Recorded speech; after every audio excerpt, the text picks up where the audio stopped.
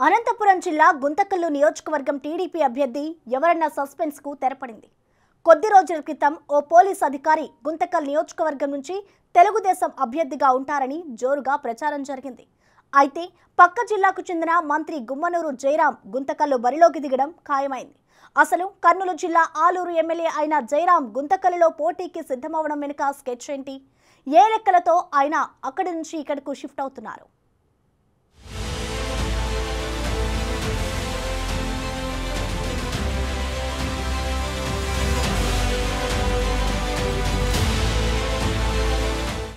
మంత్రి గుమ్మనూరు జయరాం వ్యవహారం కర్నూలు జిల్లా వైసీపీలో హాట్ టాపిక్ గా మారిపోయింది. కర్నూలు జిల్లా ఆలూరు నియోజకవర్గం ఎమ్మెల్యేగా ఉన్న జయరాం ప్రస్తుతం కార్మిక శాఖ మంత్రిగా బాధ్యతలు నిర్వహిస్తున్నారు. ఎప్పటినుంచో ఆయన వైసీపీకి దూరమవుతారన్న ప్రచారం ఉంది. ఎట్టకేలకు ఆ ప్రచారం నిజమైంది. మంగళగిరిలో టీడీపీ, జనసేనలు సంయుక్తంగా నిర్వహించిన జయహో బీసీ సభలో ఆ బీసీ నేత టీడీపీలో చేరారు. తాను గుంతకల్లు నుంచి టీడీపీ అభ్యర్థిగా పోటీ చేయనున్నట్లు ప్రకటించారు.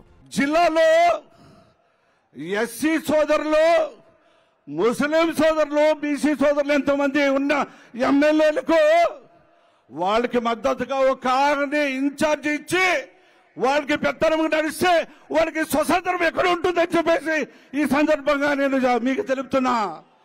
కర్నూలు జిల్లా ఆలూరు ఎమ్మెల్యేగా వైసీపీ నుంచి 2 సార్లు గెలిచిన జయరాం ఈసారి అక్కడ టికెట్ లేదని అధిష్టానం చెప్పడంతో సైలెంట్గా పావులు కదిపి టీడీపీలో చేరిపోయారు.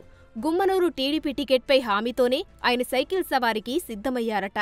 గుంతకల్లుపై ఆయన కన్నేయడానికి చాలా లెక్కలే ఉన్నాయంటున్నారు. ఆలూరు, గుంతకల్లు సెగ్మెంట్లు పక్కపక్కనే ఉంటాయి. కర్ణాటక రాష్ట్రం బళ్ళారికి దగ్గరగా ఉంటాయి. Ballari rural Congress MLA B Nagendra ప్రస్తుతం ఆ రాష్ట్రంలో మంత్రిగా ఉన్నారు. ఆయన జయరాంకు సోదరుడి వరుసయ్యే దగ్గర బంధువు. గుంతకల్లు వాసులు రోజూ బళ్ళారికి రాకపోకలు సాగిస్తూ ఉంటారు. అలా వారికి మంత్రి నాగేంద్ర సుపరిచితులే. అదికాక ఆ సోదరులకు గుంతకల్లులో బంధుగణం ఎక్కువే ఉంది.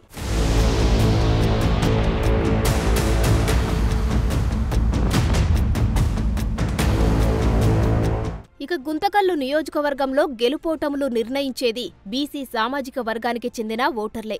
అందులో కూడా ప్రధానంగా 25% ఓటు బ్యాంకు బోయ సామాజిక వర్గానికి చెందిన వారిదే. గుమ్మనూరు జయరాం కూడా బోయ సామాజిక వర్గం నాయకుడే.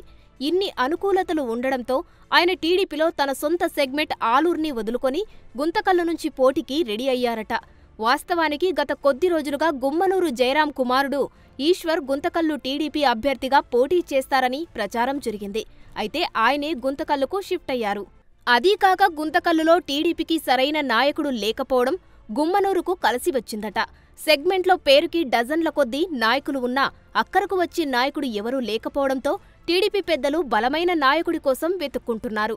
ఇలాంటి పరిస్థితులలో గుమ్మనూరు జయరాం రూపంలో వారి సమస్యకి కూడా పరిష్కారం దొరికినట్లయింది. ఇప్పటికే గుమ్మనూరు జయరాం సోదరుడు నారాయణ గుంతకల్లు వచ్చి కొంతమంది సన్నిహితులతో ఆత్మీయ సమావేశం ఏర్పాటు చేశారు.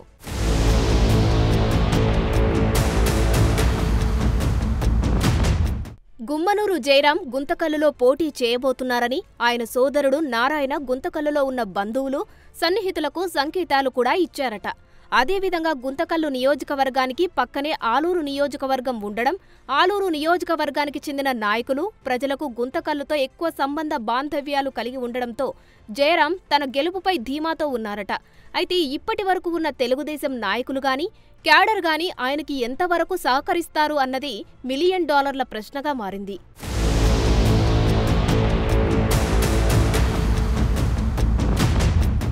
ఎందుకంటే గుంతకల్లు టీడీపీలో పేరుకి నాయకులు చాలామందే కనిపిస్తారు. ఆ నాయకులు ఇంతకాలం గుమ్మనూరు జయరాంను బెంజు మంత్రి అంటూ విమర్శించారు. ఇవాళ అదే బెంజు కారు మంత్రికి పూర్తిస్థాయిలో సహకరిస్తారా అన్న అనుమానాలు వ్యక్తమవుతున్నాయి. చూడాలి మరి గుంతకల్లులో గుమ్మనూరు ఎలా గట్టెక్కుతారో.